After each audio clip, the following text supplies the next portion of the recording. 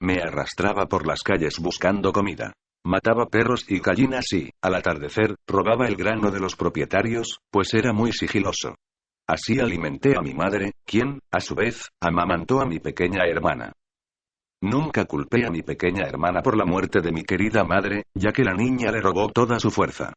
Mi hermana se volvió diarreica, y no podía retener lo que entraba en su cuerpo, y así ella también perdió la vida.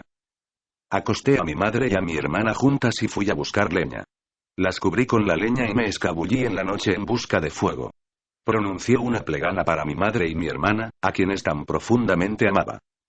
Entonces prendí la leña sigilosamente, para que el hedor de sus cuerpos no llamara la atención de los atlantes, ya que de lo contrario, arrojarían sus cuerpos al desierto, donde las hienas caerían sobre ellos y los despedazarían.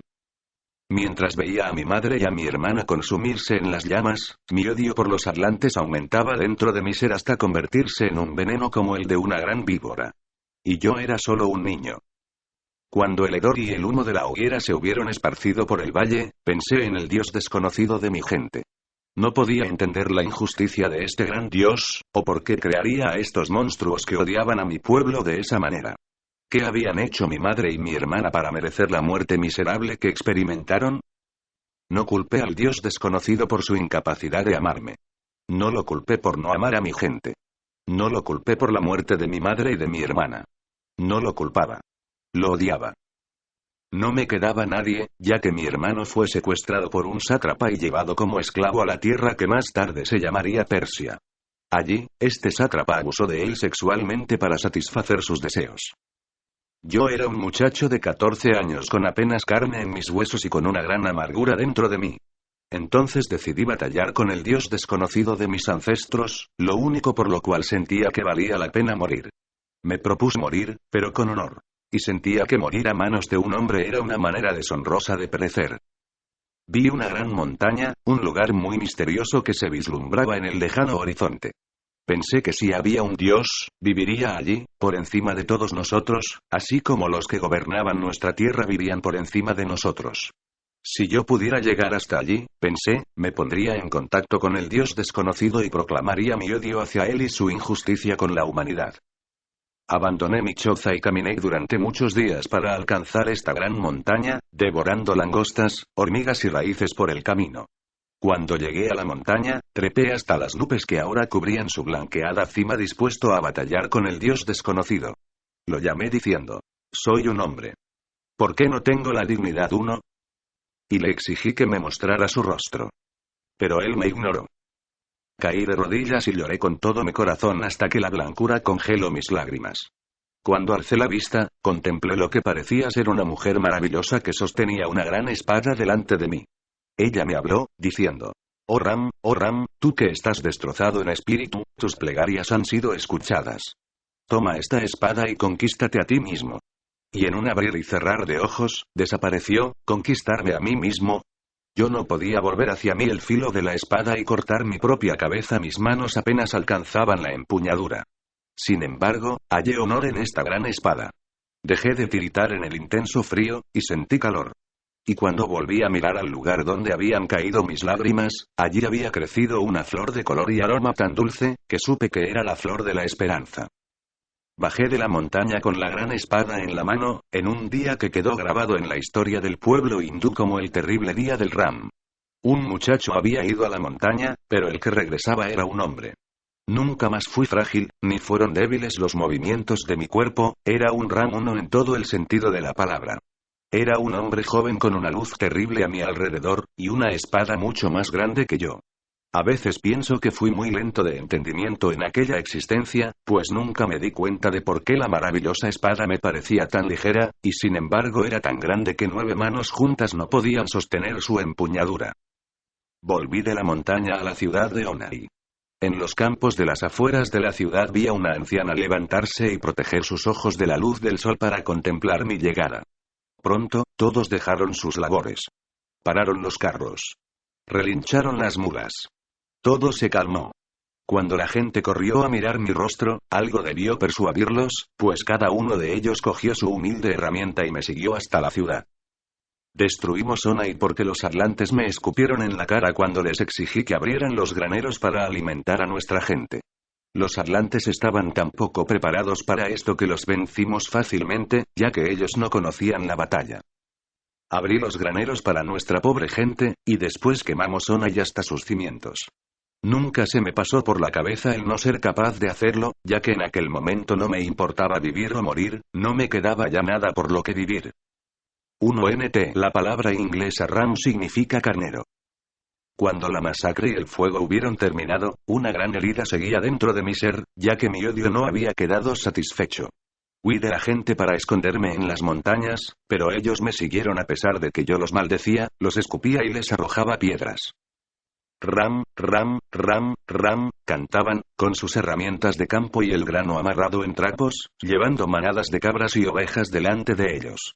Les grité que me dejaran en paz y volvieran a sus casas, pero ellos aún me seguían, pues ya no tenían casa. Yo era su casa. Puesto que insistieron en seguirme a donde quiera que fuera, reuní a todas estas criaturas desalmadas de grupos diferentes y se convirtieron en mi ejército, mi pueblo. ¿Eran realmente grandes personas, pero soldados? De ninguna manera. Mas de ahí en adelante, el gran ejército del Ran se constituyó por sí mismo.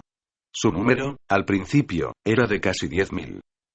Desde ese momento fui una entidad obsesionada, un bárbaro que despreciaba la tiranía del hombre. Yo odiaba al hombre y luchaba enteramente en espera de la muerte. No tenía miedo de morir, como muchos de mis hombres, porque yo quería morir honorablemente. Nunca supe lo que es el miedo, solo conocí el odio. Para dirigir una carga siendo tú el que va al frente, sin nadie a tu alrededor, tienes que estar loco. La persona que es capaz de hacer esto está llena de un poderoso impulso llamado odio.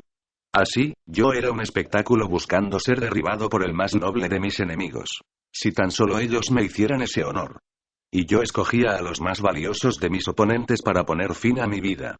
Pero ¿sabes algo? Donde el miedo está ausente, está presente la conquista. De modo que me convertí en un gran conquistador. Antes de mi tiempo, no existían los conquistadores, solo los tiranos.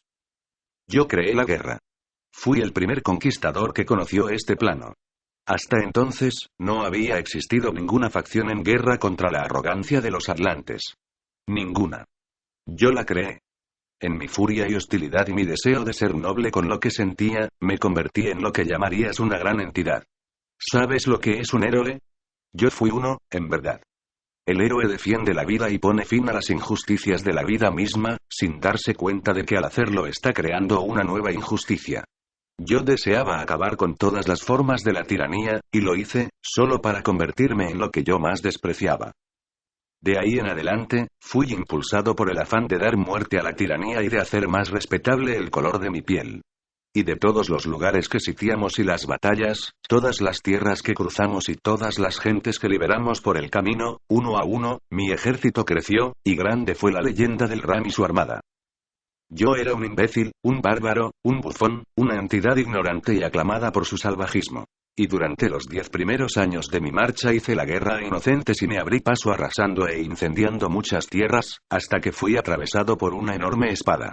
Si la hubieran dejado dentro de mí habría sido mejor, pero la sacaron para asegurarse de que me desangraría hasta la muerte. Vi el río de la vida fluir de mi ser sobre un suelo de mármol blanco como la nieve que parecía perfecto, y vi que aquel río escarlata había encontrado una grieta. Mientras yacía en el frío suelo de mármol, viendo la sangre fluir de mi ser, vino una voz y me habló, diciendo: «Levántate, levántate».